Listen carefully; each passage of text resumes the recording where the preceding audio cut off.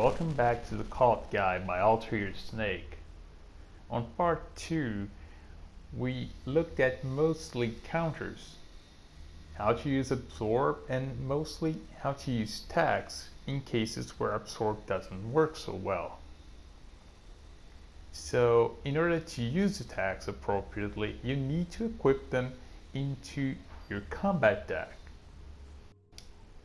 The key is to equip the tag attacks on your first slots of your chains or on the alternate slots. I tried to make it so all my starting attacks, at least one in each stance, has some counter utility. The jab can be used to counter slower attacks, and on the same stance I have a sidestepping attack as my alternate. Whereas in my southpaw stance, I have this jumping elbow which can evade low attacks, and is extremely important against low horizontal attacks. Still, in my southpaw, which means the front left stance, I have a tag, which is actually your charged attack, as the first one in the regular chain. It is followed by yet another charged attack to try to surprise opponents, with 2 super armor attacks in a row. So, if I block or absorb something in this stance, I can use an absorb attack to counter a follow-up by the enemy. And in the back left stance, I have attack crouch as my alternate.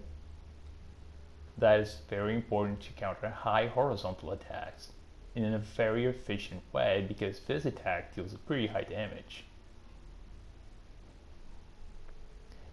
My right back stance has the Parry Attack as the leading normal attack, and my alternate is actually one that doesn't have any defensive properties.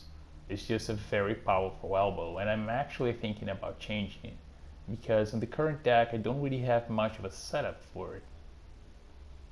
So this one here is the Parry Attack that you saw a bunch of times in part 2. It's extremely useful.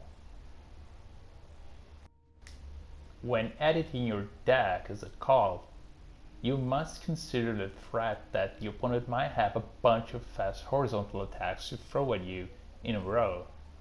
So the Absorb can't save you from a situation like this. You need to have tags in order to counter. So it's extremely important to take the tags extremely seriously. Now let's go to weapons. Each specific weapon has different scalings for the styles, as you can see in the right. These gloves have a B scaling for Khalt, which is the best option for the style. The swords have some good scaling for some of the classes, but not Khalt, so I actually use the gloves as my choice.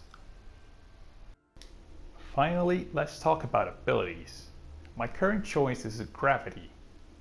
It seems to increase the opponent's weight for a while. I guess that affects your mobility stats, which may decrease your damage and stamina recovery for a while, but the main thing is that it stuns the enemy. And that means you can land a free heavy attack, such as a jumping elbow, which is pretty powerful and makes a good use of a high strength attribute.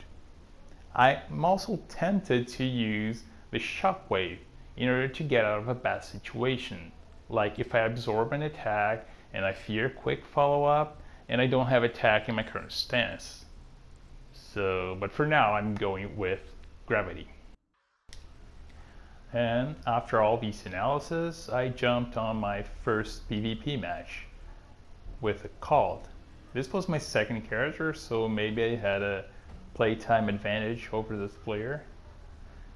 In this fight I managed to do a few fancy things, but it mainly displays how my deck can be used to apply pressure with a bunch of horizontal attacks, mixing up high and low.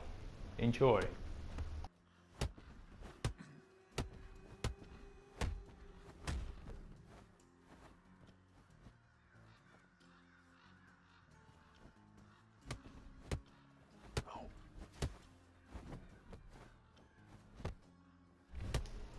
And here comes the attack parry. Watch for it. There it is.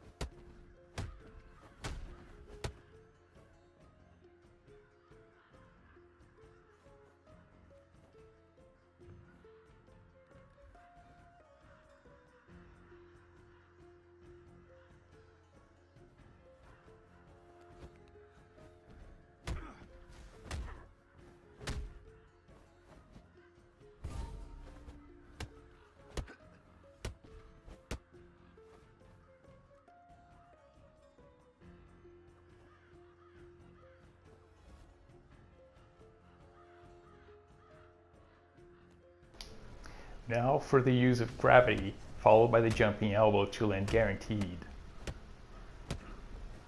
Then I go for an absorb, followed by a sidestep, then the counter.